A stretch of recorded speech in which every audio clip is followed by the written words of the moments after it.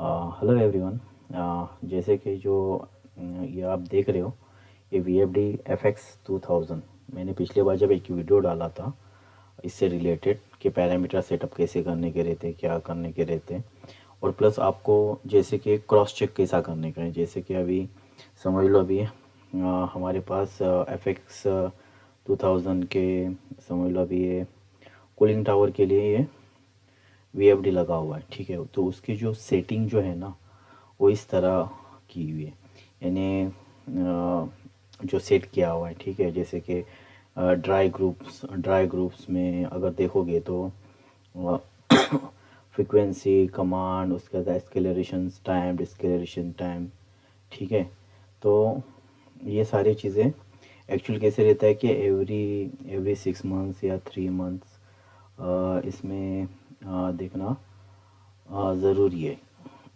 नहीं तो फिर क्या हो जाएगा कि कभी कभी क्या होता है कि कुछ पैरामीटर्स अगर किसी ने एक्चुअल पैरामीटर को हमेशा लॉक करके रखना चाहिए। अगर किसी ने एक्सेस कर लिया या गलती से आपके टाइम पे अगर कुछ आगे पीछे हो गया, तो कैसे आप करेक्टिव कर सकते हैं। जैसे कि अगर यहाँ पे अगर आप देख रहे हो कि टॉक कमांड, ठीक है, टॉक कमांड जो है 180%, मैंने 50 अगर देखोगे तो ये 50, इस पे भी 50% है, इस पे भी 50, लेकिन यहाँ पे 0% मीन्स ये हम लोग को फिगर आउट हो कि कुछ चेंज हुआ है करके, तो उसको आप चेंज कर सकते हो। दूसरी अगर देखोगे तो यहाँ पे कीपैड 1 आया हुआ है।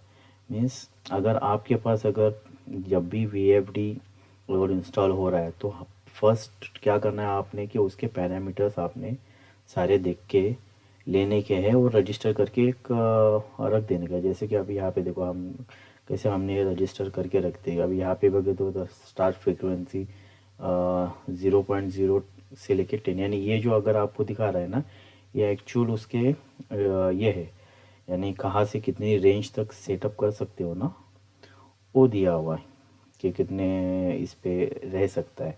ठीक है, तो और मैं अभी अगर इसमें देखोगे जो हाईलाइट जो किया हूँ ना, तो एक्चुअल यही अपने हमें चेंजेस करने के रहते हैं मोस्टली।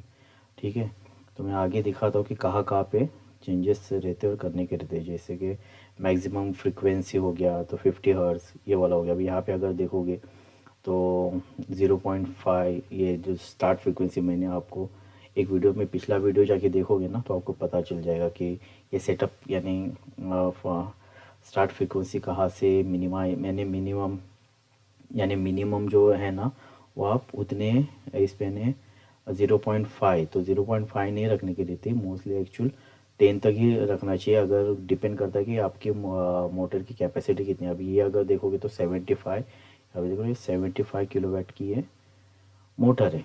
मोटर कैपेसिटी देख रहे हैं 11, यानी ये 11 यानी कैसे उसकी रेंज इसका मैं दिखाता हूँ कि कहते हैं। तो 75 किलोवाट्स की ये मोटर है एक्चुअल। ठीक है, तो उसके बाद फिर अगर आप बास बेसिक फंक्शन ग्रुप में अगर जाओगे तो ये पैरामीटर्स उसके रहते। तो ये सारी चीज़ें हैं ना, आप लोगों ने कभी भी है ना ये रजिस्टर करने की रहती है, और एक लॉग बुक में या किसी में आप जब इंस्टॉलेशन को, तो अभी फॉर एग्ज़ाम्पल मान लो कि हमें वी एफ डी ख़राब हो गया या रिप्लेस करना है, तो सेम मॉडल का अगर आ गया तो डिफ़ॉल्ट आता है ये, तो कुछ चीज़ें आप क्रॉस चेक करके अकॉर्डिंगली वो पैरामीटर सेटअप कर सकते हो। तो हमेशा ये ध्यान देना चाहिए।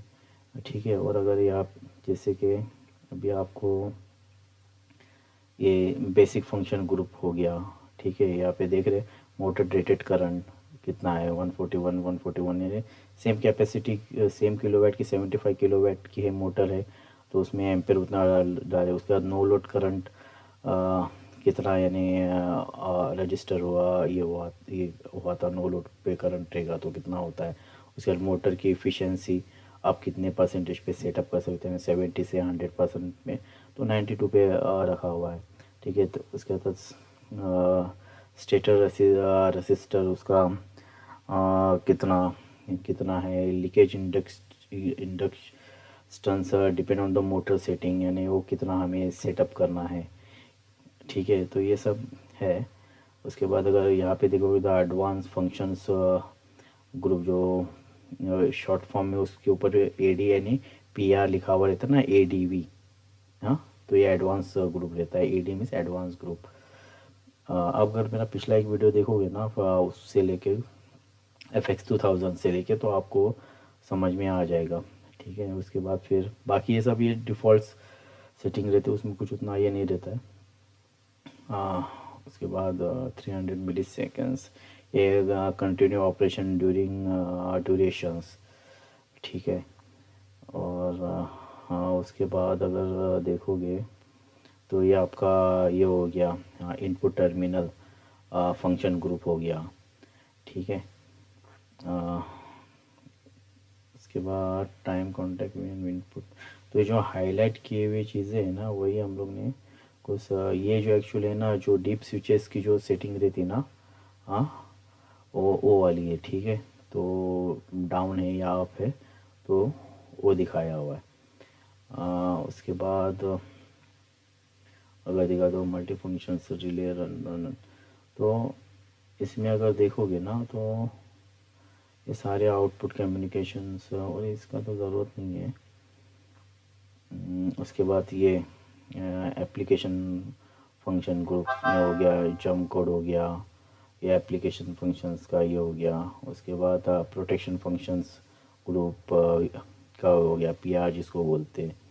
ठीक है, उसके बाद तो अभी देखिए ये जो अभी मैं हाईलाइट किया है ना, मीन्स स्टॉल फ्रिक्वेंसी ये 50 पे है, तो ये बाकी के अगर देखो तो 60 पे, मीन्स ये हमें अभी 50 पे करना चाहिए। ठीक है, उसके क्योंकि ये चेंजेस हो चुके हैं, तो एक्चुअल मेन डिस्प्ले में देखोगे ना तो ये ऐसे रहता है।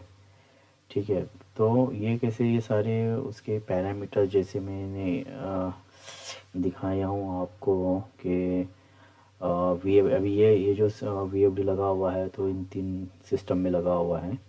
ठीक है, तो उसके ये सेटिंग्स है, तो ये कैसे कैसे आपके, अगर आपके पास ये सेटिंग्स की हुई है ना, पैरामीटर्स जो डाले हुए हैं, तो कभी कभार अगर इनकेस गलती से कुछ हो गया या ये हो गया, तो उसको हम दोबारा उतना सेम डाल सकते हैं।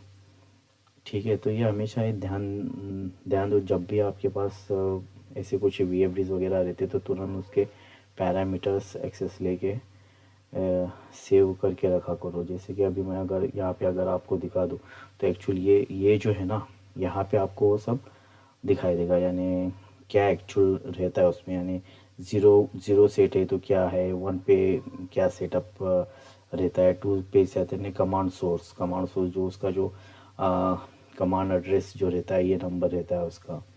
ठीक है, तो अगर यहाँ पे देखो ना, तो फ़ैन में VFD ये जो मॉडल है वो ये वाला जो VFD है वो SX 2000 का है। ठीक है, और वो जो दिखाया था वो FX 2000 का है। तो ये सब रहते हैं, जैसे कि अभी मैंने बताया था ना किलो, यानी ये SX 2000 है, इसके लिए इसकी कैपेसिटी 19.75 किलोवाट तक की रेंज है इसकी। ठीक है, जो ये जो मॉडल है उसमें, लेकिन ये चेंजेस आपके आ सकते हैं, लेकिन बाकी के जो पैरामीटर्स है ना, वो ऑलमोस्ट से कैपेसिटी पे, ये कैपेसिटी पे ये चेंजेस आएंगे, लेकिन बाकी के सारे पैरामीटर्स आपके वही रहेंगे। उसके बाद ये देखो, ये बेसिक पैरामीटर्स हो गए। तो ऑक्सिलरी कमांड कैलकुलेशंस टाइप किस में रखना है, क्या रखना है, तो वो कुछ नए वैल्यू सेट की हुई, नहीं तो नथिंग ही है। अभी यहाँ पे देखो, यहाँ पे अगर ये एक वैल्यू सेट की हुई है, तो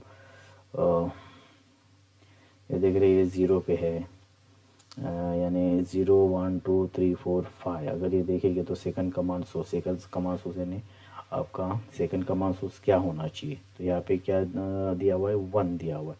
1 दिया हुआ है मीन्स ये आउटपुट से, वहाँ से FX RX1 से। ठीक है, कीपैड से नहीं है। तो ये सारी चीज़ें उसके पैरामीटर्स के ये है, यानी नेम है, LCD डिस्प्ले क्या आपको दिखाएगा, उसकी सेटिंग रेंज कितनी रहती है, ये इनपुट वैल्यूज़ उसकी कितनी रहती है, और एक्चुअली आपके फैंस की वैल्यूज़ हैं। अगर उसके बाद अगर आपको देखने का रहेगा और कुछ